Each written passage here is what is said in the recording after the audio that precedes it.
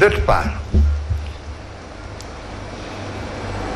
l'APR elle-même, l'Alliance pour la République, n'étant pas structurée et n'ayant jamais eu de majorité, s'est complue dans une certaine situation de 2014, disons de 2012, dès juillet 2012 d'ailleurs, en 2014, où les gens ont été portés par d'autres listes, des sensibilités APR sont allés se réfugier dans d'autres listes pour exister parce que chez eux ça ne marchait pas, jusqu'à aujourd'hui où véritablement l'EPS a eu quelques mouvements.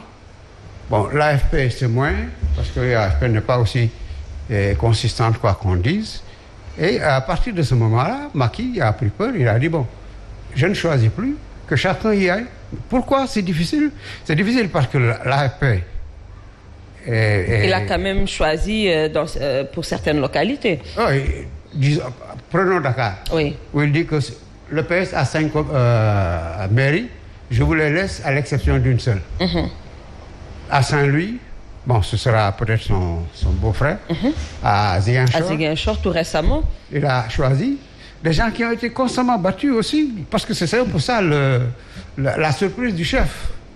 Quand on prend ceux qu'il a décidé d'investir, on se demande, bon, quelle est cette logique? Cette logique serait de désormais favoriser l'APR. Mais là aussi, ça pose problème, parce que cette APR n'est pas majoritaire. Cette APR a toujours été rejetée de 2012 à 2019 et choisir dans ces conditions des éléments de l'intérieur pour affronter les populations, c'est aller à une défaite qui ne dit pas son nom. Alors, Ibrahim Bahoum, on a souvent reproché à l'APR d'être un parti qui n'est pas du tout structuré, alors qu'eux, en réponse, ils disent que c'est voulu et ça leur a permis d'aller à différentes élections et de les gagner. Est-ce que cette fois-ci, ce sera la même chose? Pathé a clairement dit que l'APR ne sait pas compter. On ne sait pas qui est APR.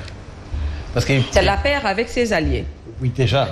Et ces alliés-là viennent de d'autres formations, d'autres partis. Donc, quand nous avons parlé de Macky 2012, c'était déjà l'APR ou ce qui tenait lieu d'APR et autre chose. Cette autre chose-là pèse combien? Pèse quoi? L'APR n'est jamais allé à une élection sous sa seule bannière. Donc, pour le moment, on ne peut pas se compter. Il a parlé dans la coalition, quand vous dites toujours la grande coalition, Benno, etc. Enfin, je dirais oui, c'est une coalition, en tout cas qui est là au moins, la coalition au pouvoir. Mais essayons de voir qui est dans Benno. Sans oublier qu'il y avait d'autres qui étaient là. C'est, comme il dit, c'est les gens des assises qui sont allés faire Benno. Mais à un moment donné, ceux qui étaient assis se sont levés et sont partis. Donc, ils ne sont plus dans Benno du tout. Mais le nom est là parce qu'il y a au moins 3, pour ne pas dire 3 formations, mais disons au moins 3 personnes qui tiennent encore Benno au plan juste psychologique et organisationnel. C'est le PS d'abord et l'AFP. Mais on a vu ce que ça a donné. À l'AFP, il y a eu des dissensions. Au PS, il y a eu de retentissants au départ. Okay? Donc, on ne sait pas encore exactement ce que pèse Benno. Mais comme vous avez dit, eux, ils disent, nous avons gagné toutes les élections jusqu'à maintenant. Ce qui est... Dans ce désordre. Dans ce désordre. C'est ce que nous constatons. Bon. Oui. Maintenant, on arrive à un moment où il ne s'agit plus de choisir un leader, une icône, mais de choisir quelqu'un dans le quartier. On a fait confiance en disant, bon, ça va, pour les législatives, il nous a promis des gens, pas de problème. Pour la présidentielle, c'est lui, on est derrière. Mais ici, il s'agit de 2 types de calculs. Le premier, c'est que nous sommes dans notre zone, dans notre terroir. C'est nous qui connaissons les personnes, c'est nous qui connaissons les hommes et les femmes qui sont ici, qui représentent quelque chose. Le président peut ne même pas les connaître. Je parlais tantôt ce matin avec quelqu'un en lui disant, quand le président a pu se tromper, ou en tout cas avoir été abusé pour nommer quelqu'un qui est décédé, quand même dans la... c'est sur la base d'une proposition. Donc justement, c'est vous dire sur la base d'une proposition. C'est vous dire donc qu'on peut se tromper, oui, y compris les personnalités qu'on va choisir à la base.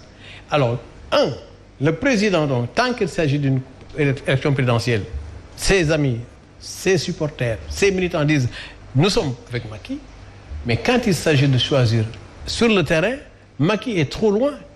Alors, à partir de ce moment, évidemment, on ne peut pas décider que donc celui-ci que le président nous a proposé est celui qu'il nous faut ou celle qu'il nous faut. À ce moment-là, ça pose des problèmes. Et de là naissent les contradictions. Le président a choisi Evelyne. Oui. Moi, je ne suis pas d'accord avec elle. Pathé, je préfère Pathé. Pathé va dire, bon, écoute-moi, je vais avec Ablaye. Je dis, ah non, moi, je ne suis pas d'accord avec Ablaye. Donc, finalement, cette confusion s'installe. On n'est pas d'accord avec ce que le président nous a proposé. On n'est pas d'accord avec ce que l'icône de la coalition nous a proposé, etc. Parce que les coalitions, on a l'impression... On parle de la coalition autour du PDS. Est-ce que c'est le PDS? On dit la coalition autour de Khalifa Sall. Est-ce que c'est Khalifa Sall? Est-ce que c'est Sonko? Donc, le seul fait de personnaliser les trucs pose un problème. Conséquence, la confusion ne peut pas ne pas s'installer. Parce que on a jusqu'à maintenant